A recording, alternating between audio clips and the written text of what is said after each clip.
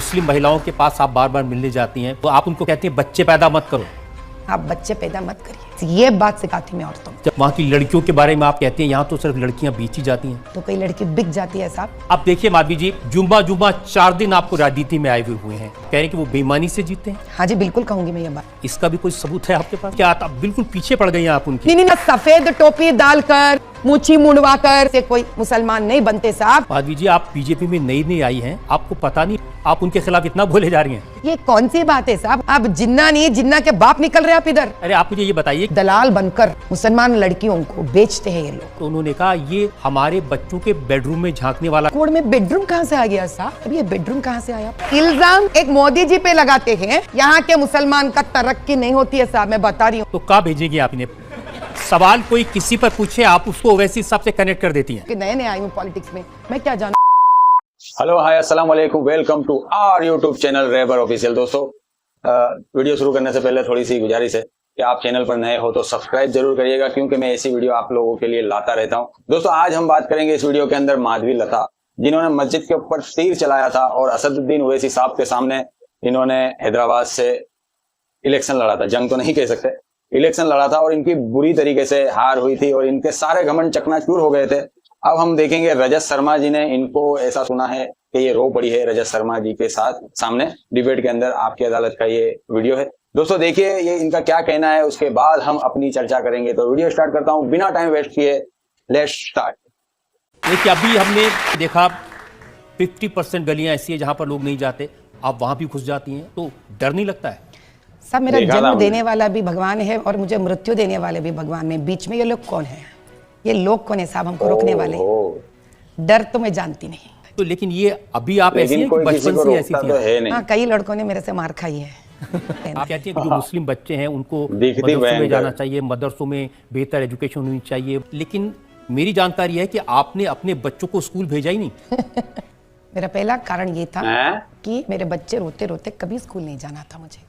जब बच्चे हंसते खेल सकते हैं, हंसते हंसते कैडबरी खा सकते हैं, हंसते हंसते सिनेमा देख सकते हैं, कार्टून देख सकते हैं, तो मेरा जो ये एग्जाम्पल है साहब, काश वो उन मदरसों के बच्चों की जिंदगी में होती। मुस्लिम महिलाओं के पास आप बार बार मिलने जाती हैं, वो लोग कहते हैं कि ये माधवी लता हमारे यहाँ आकर के महिलाओं को भड़काती हैं।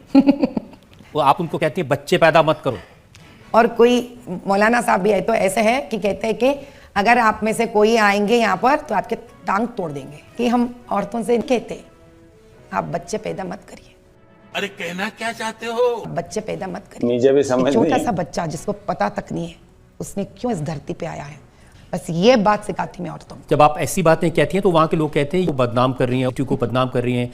वहाँ की लड़कियों के बारे में आप कहते हैं यहाँ तो सिर्फ लड़कियाँ बेची जाती हैं। तो मजहब कहाँ से आया साहब?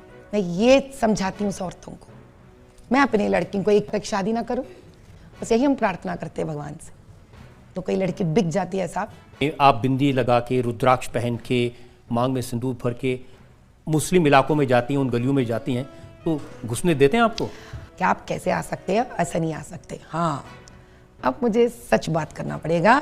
आप देखिए माधवी जी, जुम्बा 4 दिन आपको राजनीति में आए हुए हैं, कह रहे हैं कि वो बेईमानी से जीतते हैं। हाँ जी बिल्कुल कहूंगी मैं ये बात, कतई नहीं डरूंगी। ओवैसी साहब के बारे में लोग कहते हैं कि वो बैरिस्टर हैं, वो चाहते तो बड़ी ऐशो आराम की जिंदगी जी सकते थे, लेकिन वो गरीब के लिए, मजलूम के लिए काम कर रहे हैं। वो कहते हैं कि गरीब की आंख का आंसू, हैदराबाद के लोगों का, वो मेरी आंख का आंसू है। यही लोग जो गलत काम कर कर पैसे कमाते हैं, और शास्त्रीपुरम में असद जी का 7 एकड़ मंजिल है। जी ठीक है। और यही असद जी इलेक्शन कमीशन को सबमिट करते हैं, साहब हमारा साल का कमाई सिर्फ 10 लाख है साहब, लेकिन वही असद जी बेटी का शानदार एंगेजमेंट करते हैं 6 करोड़ लगाकर। अब बताइए तो 6 करोड़ रुपए एंगेजमेंट। हाँ जी, हम कौन होते हैं कुछ कहने के लिए? लेकिन वो बहुत सारे ऐसे एजुकेशन इंस्टीट्यूशंस चलाते हैं, बहुत सारे हॉस्पिटल चलाते हैं जिनमें गरीबों को इलाज मिलता है, उनके जो स्कूल कॉलेज है उसमें गरीबों को पढ़ने के लिए मिलता है, उनको नौकरियां दिलवाते हैं। साहब कभी आपने जाकर उनके रजिस्टर्स देखा है? वो लोग बोल रहे, आप सुन ले रहे, कभी आपने जांच पड़ताल की है? लेकिन आप उनके बारे में ऐसी बातें कहते हैं कि वो नफरत फैलाते हैं, लोगों को आपस में लड़ाते हैं, इसका भी कोई सबूत है आपके पास? साहब उनके आरएनए डीएनए में है साहब ये। आप क्यों सिर्फ असद भाई को सिर्फ क्यों आप ऐसे इल्जाम दे रहे हैं उनको? ये तो बहुत गलत बात हो गई ना, लोगों को आंखें खोलना पड़ेगा। वो कह रहे हैं कि एक बार खड़े होकर मैं बोला था 15 मिनट तो पूरा हिंदुस्तान हिल गया था। Beef eating may be banned if MIM not voted in Hyderabad. Asaduddin Owaisi, वो खुद मुसलमान की जिंदगी इतना छोटा बना दिया साहब। आज तक आपने किसी पॉलिटिशियन को सुनते हुए देखा कि भाई आपको चिकन खाने नहीं देंगे अगर आप हमको वोट नहीं देंगे? इस प्रकार की बचकाना बातें किसी के गले नहीं उतरती, लोग मजाक उड़ाते हैं। एक बैरिस्टर का ये स्टेटमेंट, अब ये क्या मेरा है? इल्जाम ठीक है, आप बिल्कुल पीछे पड़ गई हैं आप उनकी। नहीं, अब ये देखिए, अब देखिए साहब ये वाला सफेद टोपी डालकर, मूछी मुंडवाकर, छोटे पैंट डालने से कोई मुसलमान नहीं बनते साहब। हमारा मोदी साहब असल इस्लाम के बारे में बात करे जब उर रहमान रहीम जो कहता है वो है हमारे मोदी साहब। वो कहते हैं मैं अकेला फिरता हूं मिस्टर मोदी, अगर किसी की मां में दम पैदा है तो आओ मुकाबला करो, और इस तरह पीठ पर से जो वार करते हैं उनसे मैं नहीं डरता, अगर हिम्मत है तो सामने आके वार करो। अच्छा, जो हैदराबाद के शमशाबाद के एयरपोर्ट बना है, वो एयरपोर्ट एक मस्जिद को तोड़कर कांग्रेस के गवर्नमेंट के टाइम पर MIM से जुड़कर उनके 1000 एकड़ लेकर बनाए, जिसमें अकबरुद्दीन साहब पहले, असदुद्दीन साहब बहुत फड़फड़ाए, फिर बाद में चुप हो गए। लेकिन आज तक ये लोग बाबरी मस्जिद के बारे में बात करते हैं, उन मुगल जो कभी इस देश के थे ही नहीं। माधवी जी, आप बीजेपी में नई आई हैं, आपको पता नहीं आप उनके खिलाफ इतना बोले जा रही हैं। जो खुद के कॉन्स्टिट्यूएंसी में मस्जिदें तोड़कर पैसे बनाकर पूरे देश के बेचारे मुसलमान को वो लोग गुमराह कर रहे हैं, ये कौन सी बड़ी बात है साहब? उनका एक ही काम है, गुमराह करते, उनके मुंह चुप करवा दिए साहब। अब ये कौन से मुसलमान के मसीहा बन के फिर रहे हैं? ये किसी के मसीहा नहीं हो सकते। इलेक्शन के अंदर किसने किसका मुंह बंद करा? मेरा तो नहीं करा सकेंगे साहब। मैं आपसे एक बात कहती हूँ, क्या जिंदगी सिर्फ वोटों के अलावा कुछ नहीं है? अब हम में और असद के बीच में क्या फर्क रह गया भैया? बहुत फर्क है। हम यही चाहते, प्रार्थना करते कि वो सारे पसमंदा वुमेन, स्त्री जो है, या सारे उस गरीब मुसलमान है, जागो भाई जागो कि आपके खुद के कौम के लोग ही आपके ऊपर ऐसे जुल्म कर रहे हैं, भड़का हुआ भाषण देकर। साहब, अभी बीफ का नाम लेकर आप वोट मांगेंगे, अयोध्या का राम मंदिर लेके आप वोट मांगेंगे, बाबरी मस्जिद के ऊपर भड़काऊ बात लेकर आप वोट मांगेंगे, ये कौन सी बात है साहब? क्या आप उस्मानिस्तान बनाने के जा रहे हैं वहां पर? आप जिन्ना नहीं, जिन्ना के बाप निकल रहे हैं आप इधर। अरे आप मुझे ये बताइए कि this is women empowerment issue है साहब, वही तो मोदी जी चाहते हैं। ओवैसी साहब कहते हैं ये हमारा मजहब का मामला है, हमारे घर का मामला है, ये कौन है हमारे घर में झांकने वाली? उनके घरों के लड़कियों को बार बार बेचा जाता है और मजहब का नाम लेकर ये लोग गलत काम करते हैं। कुरान तक ये नहीं कहता है। इस जगह पे अगर लोग दलाल बनकर अपने फायदे के लिए मुसलमान लड़कियों को बेचते हैं, ये लोग अपने फायदे के लिए इनको पसमंदा रखते हैं, अपने फायदे के लिए ये लोग लड़कियों को बड़ा होने नहीं देते हैं, अपने फायदे के लिए ये लोग लड़की के शरीर से व्यापार करते हैं। बताइए साहब, ये कैसा उनका हक बनता है टू द पीपल? माधवी जी, अब कुरान शरीफ उनकी, शरीयत उनकी, कानून उनके, लड़कियां उनकी, निकाह उनके, शादियां उनकी, आप कौन है बीच में बोलने वाले? कैसा हंसता है बड़ा तू, हाँ? ये नया लाके कहाँ डाल दे? आप लाए ना नया यूनिफॉर्म सिविल कोड, UCC, हाँ जी, जिसके तहत लिव इन के लिए भी कानून है। ओवैसी साहब जब आपके अदालत में आए थे तो उन्होंने कहा ये हमारे बच्चों के बेडरूम में झांकने वाला कानून है। अभी यूनिफॉर्म सिविल कोड में बेडरूम कहां से आ गया साहब? अब ये बेडरूम कहां से आया? अच्छा, वो कॉट और बेड देने के बारे में बात कर रहे हैं? नहीं, ये सारे के सारे मुसलमानों को परेशान करने के लिए ये कानून लाए जा रहे हैं। असद जी, औरतों के पीछे पड़े साहब, वो औरतों को ऊपर उठना नहीं चाहते। जब प्रधानमंत्री स्वयं कहते हैं हर मुसलमान औरत को इज्जत दीजिए और ये बीच में आते हैं, वो ये कहना चाह रहे हैं कि मुसलमान औरतों की तरक्की नहीं होना चाहिए। इसीलिए कहती हूँ रजत साहब, ये ऐसा एक इंसान है जो कहता है मेरा मुंह से भारत माता जय नहीं आएगी।